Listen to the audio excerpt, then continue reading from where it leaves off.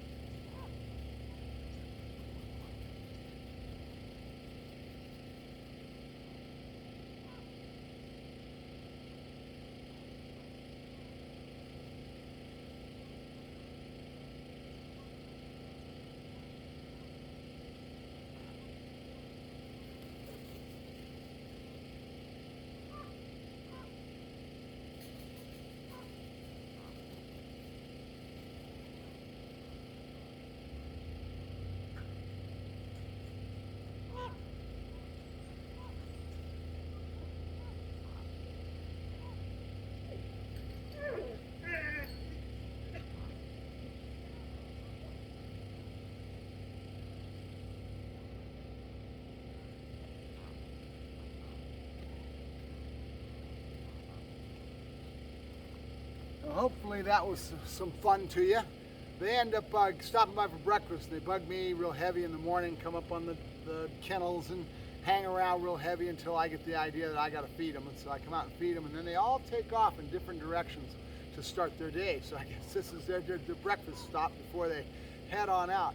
And they circle and carry on and fight a little bit, and then they're out of here. Here they go now. There's a lot of them are already gone. Some of them stick around more than others. There is a main little nucleus, probably about 15 of them that stick around real heavy, and I've got one that's got a messed up wing from the next door neighbor shooting him. I call him Gimpy.